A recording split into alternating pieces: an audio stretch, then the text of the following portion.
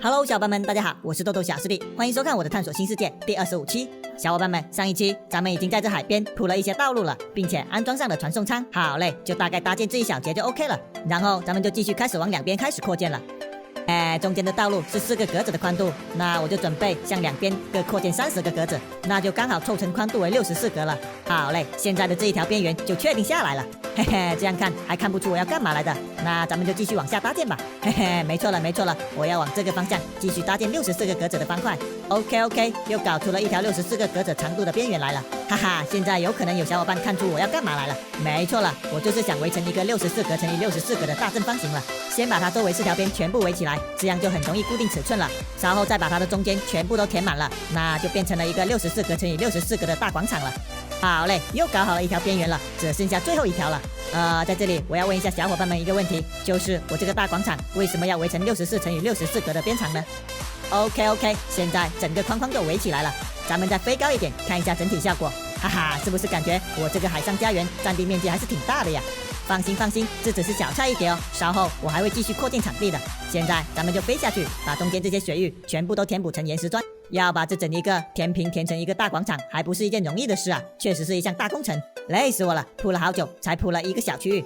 现在我又换成了另外一种方法，不是站在上面搭建了，而是骑上我心爱的小海豹，漂浮在海面上搭建了，这样的速度反倒会快一点哦。小伙伴们，如果你们有更高效快速的方法，记得留言告诉我哦。当然不要说用区域复制方块哦，这个方法我也知道。哎呀，我的手快废掉了，真的是累死我了。花费了我几天几夜的时间，总算是快把这个大广场全部给铺满了。OK， 大功告成，直接飞到天上看一下效果怎么样。哇塞，飞起来往下看还蛮壮观的呀，这个广场有够大的呀。嘿嘿，那么接下来这个广场应该就是我们的生活大本营了。稍后的话我有可能就在这中间盖上房子了。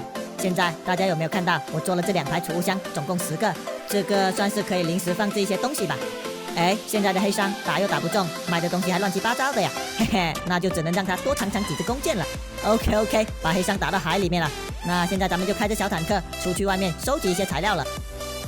好嘞，出了一趟远门，你们猜一下我去到了哪里，然后又收集了一些什么材料呢？没错了，我去烈焰星搞了一些硅石，制作了一些硅石块。现在咱们就用创造锤把硅石的一些建筑材料全部都给制作出来了。什么竖纹硅石块啊，硅石楼梯啊，全部都可以搞上一些。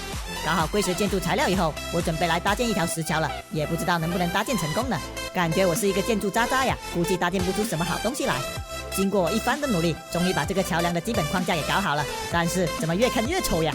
哎呀，我这建筑技术果然是渣渣呀，反正我看了也是醉了呀。那就不搞这种桥梁了吧，赶紧拆了，免得我在这里看着揪心呀。我突然想到了，咱们来制作一条有电路的好玩的桥梁。不过这期只能先打到这里了，咱们下期继续哦。